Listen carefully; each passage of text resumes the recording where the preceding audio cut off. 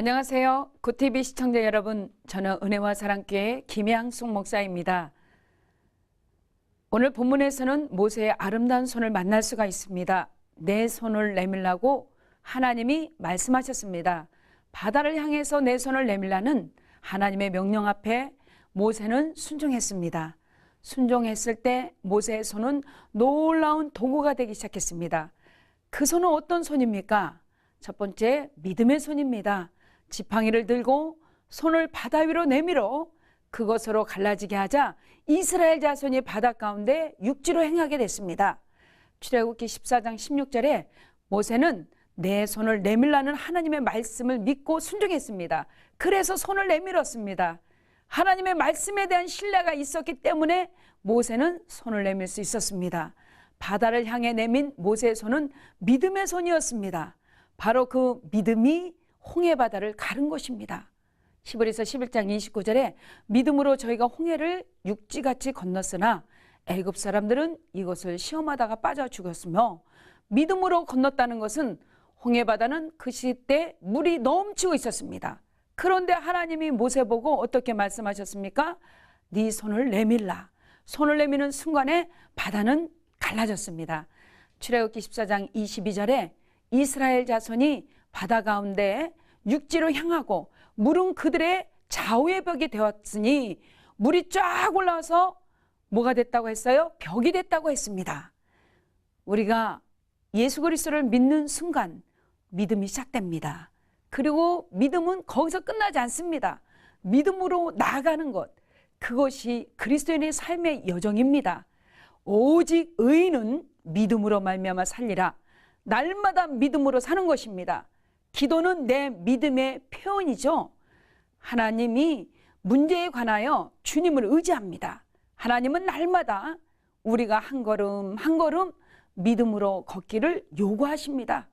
엄청나게 넘실대는 홍해 바다 앞에서 내민 모세의 손은 참으로 아름다운 손이었습니다.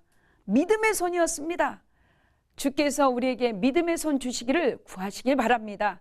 사실 모세의 손이 바닷물을 가는 건 아니에요. 바닷물을 가는 건 하나님의 손이었어요. 모세가 손을 내밀 때 하나님의 권능의 손이 함께 했다고 믿습니다. 내 손이 한 것이 아니라 하나님의 손이 한 것이요, 내 손은 쓰임받았을 뿐입니다. 출애굽기 15장 6절에 여호와여 주의 오른손이 권능으로 영광을 나타내네이다. 여호와여 주의 오른손이 원수를 부수시나이다 하고 말했습니다. 두 번째, 모세의 손은 기적의 손이었습니다. 출애굽기 14장 19절에 어떤 기적이 있었습니까? 하나님의 사자가 옮겨 그 뒤로 행함에 하나님의 사자를 동원되었습니다. 이스라엘 진압해서 지금까지 인도하시던 하나님의 천사가 그 백성을 보호하기 위하여 뒤로 갑니다. 천사만 가는 것이 아니었어요. 구름기둥도 앞에서 뒤로 갔습니다. 구름기둥은 바로 군대의 추격을 차단하는 보호의 기둥으로 변합니다.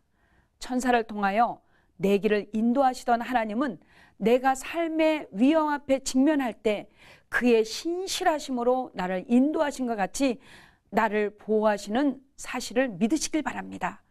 천사를 동원하고 구름기둥을 동원했습니다. 하나님은 항상 동원하시기를 좋아하십니다.